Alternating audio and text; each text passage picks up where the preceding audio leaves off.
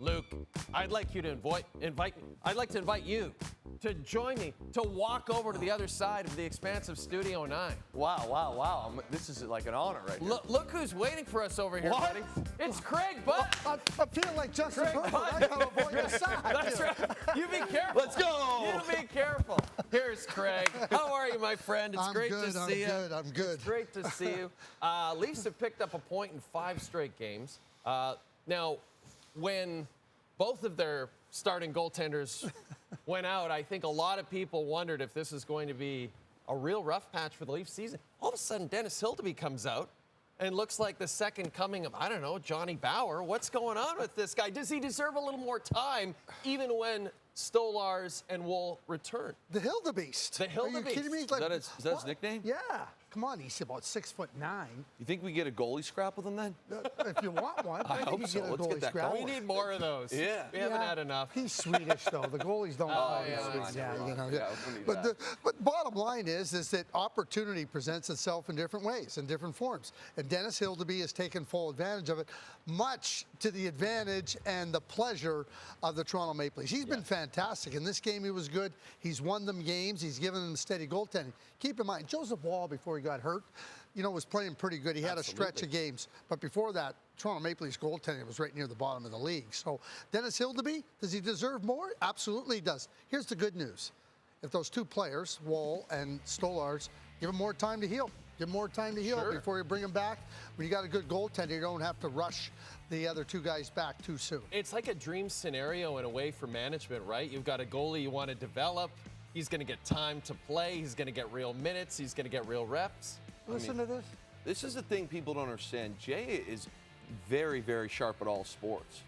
Very sharp. What dream scenario? Yeah. You have these two goaltenders that were really good that go down, and he's talking about dream scenario. I don't think they're looking at it as a dream scenario. They're looking at me getting a chance. They're looking at this as like it was a nightmare, and they're going, "Okay, it's not as bad as I thought it was." Yeah. Okay, that's fair. That's They got a fair. Hildebeest in that. That's Yeah, fair. there you But go. but now you maybe have an asset you could trade, right? Maybe he's showing teams around the league like, okay, this is someone you might want to acquire if you need some goaltending help down the stretch. at We've this. got 3 guys. Dream scenarios again. Dream Listen, scenario. I'm telling you, if I was a front office guy, I'd make a call to Jay and say, hey, he knows, man. He's like the NHL whisperer. There it is. I don't think Harvey's is going to let him go. Hey, Auston Matthews, empty netter, on pace for 33 goals this season after scoring 33 goals last season. Now, we have to be careful here because Austin's agent, Judd Moldaver, is a big fan of the show and a big fan of you whenever you're on. So we just got to be sensitive to that, sensitive to Judd. Judd? Yeah, He Judd. seems like the homie. Is he a good guy? Yeah, Judd's a real good I guy. like that. Yeah. No, Judd's great. He's the homie. But Judd's loving all this Judd talk. oh, yeah. Judd, He's loving this. One of the best out there, yeah. But for Matthews, this is going to be so tough to say, but he doesn't look like the threat that he once looked like right now. Is that fair to say? It's over for Austin. Just kidding, Judd. Just kidding, okay? Listen, you got a player that obviously had some physical ailments that prevented him from playing a full season last year. He left part of this year. Yeah. And so you're trying to find your way back and get to full health. Listen, Auston Matthews is still a very dangerous goal scorer. The other thing, oh, by the way, let's not bury the lead. No Mitch Marner. So when you think about the brilliance of Auston Matthews finishing, you had the brilliance of the setup guy. Look at this play. You got the great pass, and where did Auston Matthews get a lot of his chances from? Moving into that area, and then he could bury it. John Tavares gets that pass from Nylander, and even here, you can see he's just kind of a little bit uncertain. I love when Auston Matthews is moving into space and getting the puck, like he did with Marner. Bottom line is when you lose a player like Marner, you don't just lose what Marner brought to you, you also lose what Marner gave to Matthews. That's a double whammy. Luke's got a question. We got a question Luke's here. got a Okay, we got. question. So listen, I'm not worried about Auston Matthews. Fair enough. Like he's too good. He's too gifted. He had some really good chances in this game driving.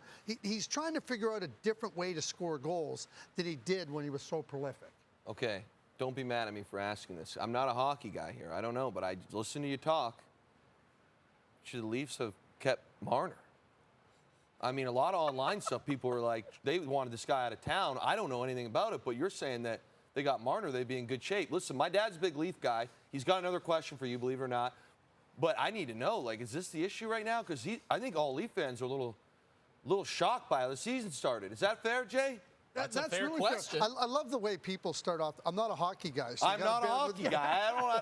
I'm not an expert. I think it's a good question. It's a great question. You pay attention to sports. Listen, more to Twitter. But. No, don't pay attention to Twitter.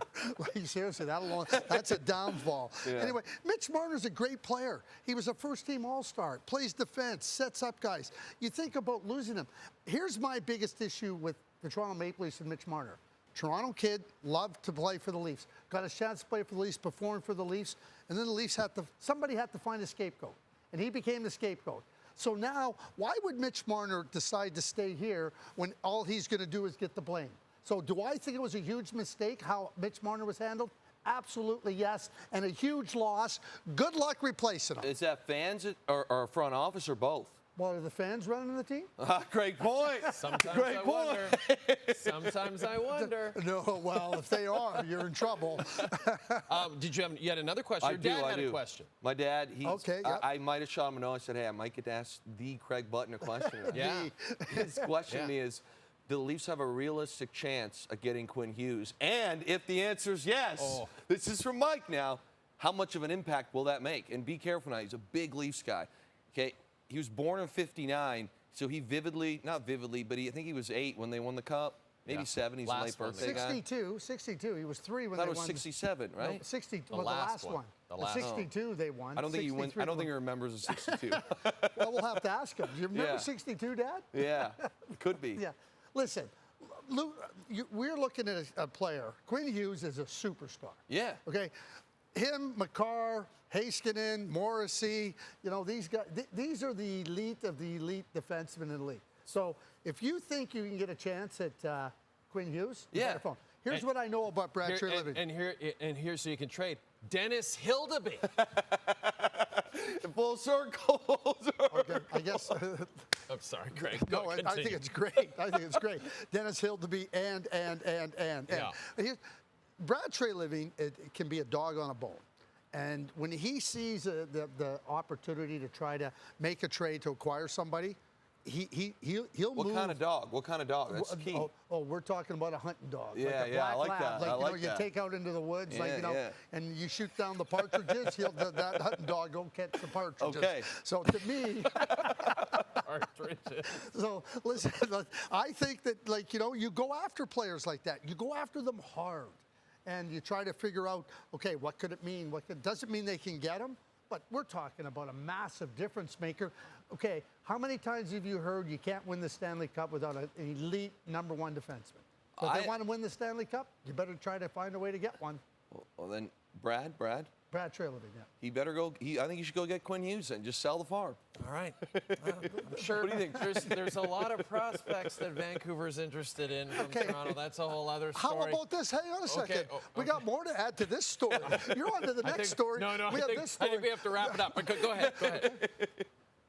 Quinn played for minor hockey here in Toronto. So he wants to come here. His dad worked for the Toronto Maple Leafs. I mean, this is not something that would be out of the question for Quinn to come home. I'm just saying I don't think they have the assets to put a package together that Vancouver would be interested in. I don't mean to be a spoil sport. We got to go to break.